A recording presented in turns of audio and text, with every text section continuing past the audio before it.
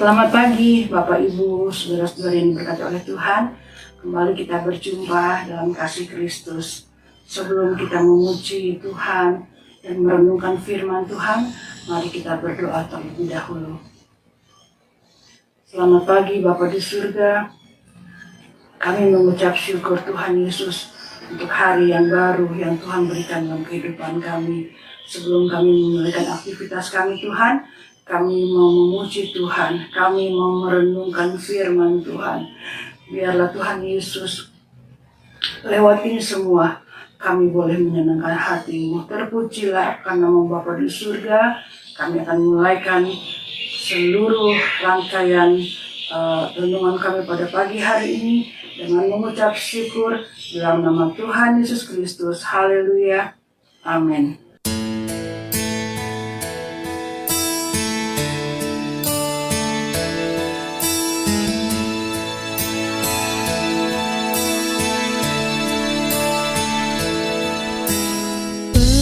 Pernah ada kasih di dunia, sanggup menerima diriku apa adanya.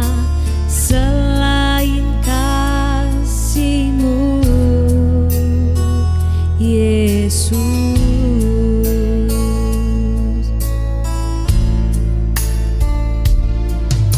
sungguh tiada lagi kasih seperti ini. Sanggup mengubahkan hidupku menjadi baru. Selain kasih-Mu, Yesus,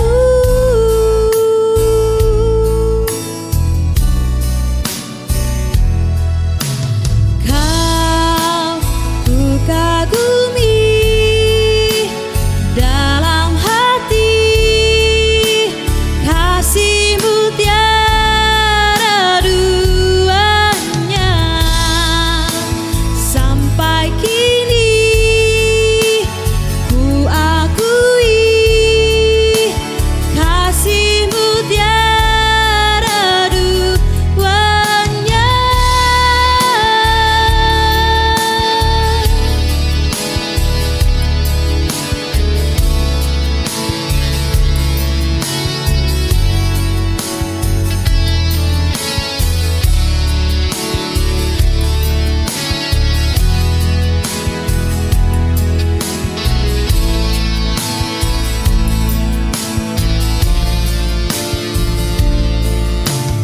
Takkan ada lagi kasih seperti ini. Sanggup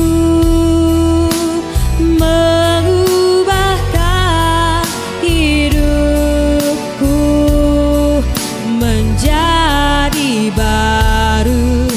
Selain kasih-Mu, Yesus,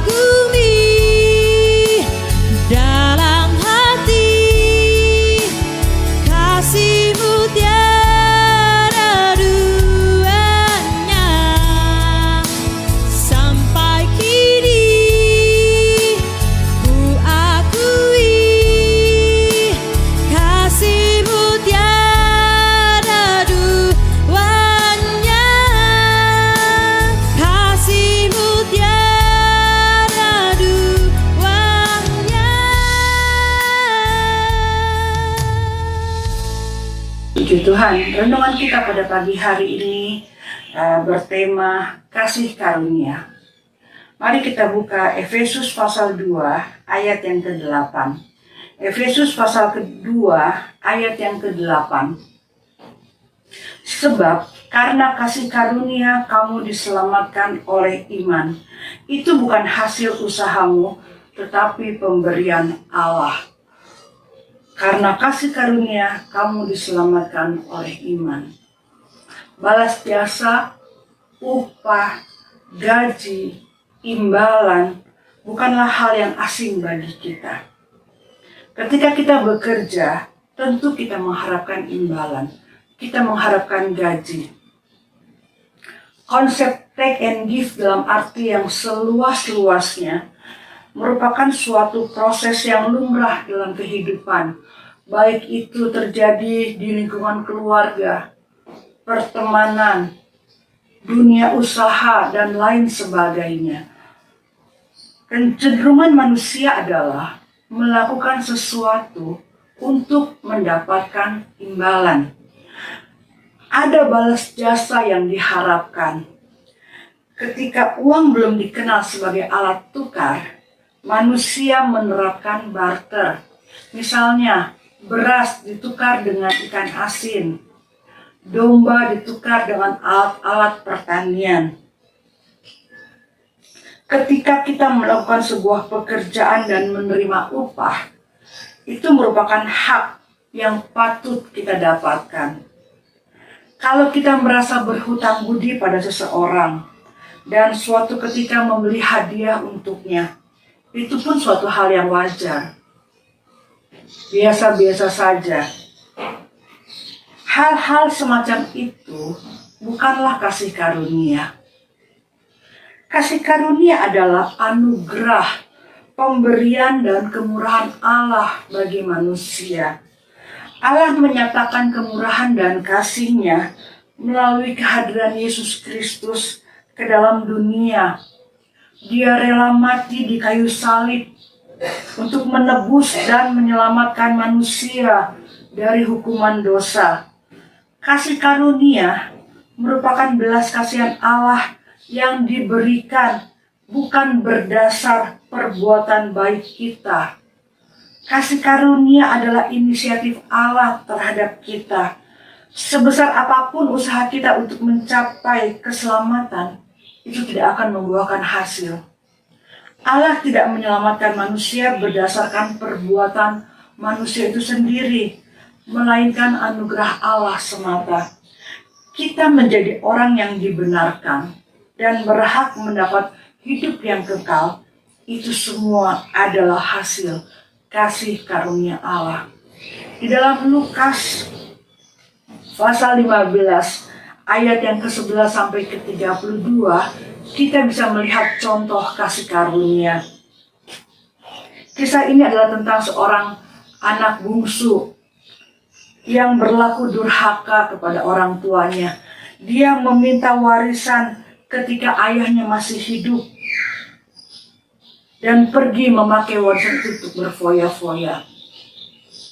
Setelah semua uangnya habis, dia mulai menderita. Dia menderita kelaparan, bahkan sampai menginginkan makanan babi, dan tidak ada seorang pun yang bisa memberikan itu kepadanya. Kemudian dia sadar akan keadaannya, dan dia memutuskan kembali kepada ayahnya, memohon belas kasihan supaya mendapat pengampunan dari sang ayah.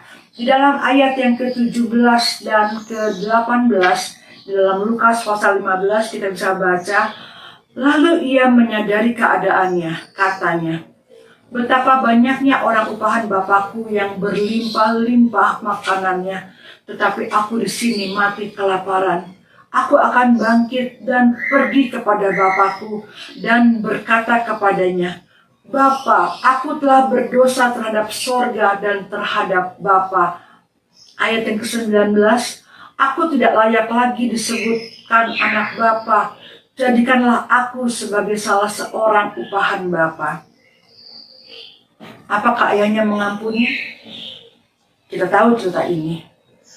Dari jauh, ketika anak bungsu ini pergi mendapatkan bapaknya, dari jauh sang bapak sudah melihat kedatangan anaknya. Kemudian dia berlari, memeluk dan mencium si bungsu. Itu sebuah proses belas kasihan yang dilakukan bapak kepada anaknya. Ketika si bungsu tahu dosa-dosanya, ia sadar betul bahwa sesungguhnya tidak lagi layak untuk dianggap sebagai anak. Tetapi apa jawaban si ayah? Di ayat yang ke-22 kita baca, tetapi ayah itu berkata kepada hamba-hambanya, lekaslah bawa kemari jubah yang terbaik, pakaikanlah itu kepadanya, dan kenakanlah cincin pada jarinya dan sepatu pada kakinya. Ayat yang ke-23. Dan ambillah anak lembu tambun itu, sembelilah dia, dan marilah kita makan dan bersukacita. Lihat, jubah yang terbaik, cincin dan sepatu, bahkan juga memotong lembu yang tambun untuk pesta sukacita diberikan kepada si anak durhaka yang sebetulnya sesungguhnya tidak pantas sama sekali, tidak layak sama sekali untuk menerima itu. Inilah kasih karunia. Inilah kasih karunia Bapak Ibu Saudara. Kasih karunia bukanlah seperti sebuah tiket keselamatan yang bisa dibeli, tetapi murni pemberian Allah yang begitu mengasihi kita. Kita baca dalam Roma pasal 3. Roma pasal 3 ayat yang ke-23 dan ke-24. Karena semua orang telah berbuat dosa dan telah kehilangan kemuliaan Allah, dan oleh kasih karunia telah dibenarkan dengan cuma-cuma karena penebusan dalam Kristus Yesus. Kasih karunia diberikan secara cuma-cuma kepada kita. Hanya dengan kasih karunia dalam Yesus, kita memperoleh keselamatan dan berhak mendapatkan kehidupan yang kekal. Puji Tuhan, Tuhan Yesus baik bagi kita. Hargai kasih karunia Allah dalam kehidupan kita. Hargai pengorbanannya di atas kayu salib untuk menebus kita. Kita diangkat dari jurang maut kepada kehidupan yang kekal. Terpujilah akan nama Tuhan Yesus Kristus. Kami bersyukur Tuhan Yesus, betapa Engkau baik dalam kehidupan kami. Karena kasih karunia-Mu Tuhan, kami boleh memanggil Engkau Bapa. Kami boleh diselamatkan. Kami boleh menerima penebusan lewat karya-Mu di atas kayu salib. Terima kasih Tuhan Yesus. Terima kasih Tuhan. Biarlah kami boleh menghargai kasih karunia-Mu yang berlaku dalam kehidupan kami. Terima kasih Tuhan Yesus. Engkau baik dalam kehidupan kami. Kami mengucap syukur dalam nama Tuhan Yesus Kristus. Haleluya. Amin. Puji Tuhan. Selamat beraktivitas. Tuhan Yesus memberkati kita semua. Pimpinlah, oh Roh Kudus, pimpinlah.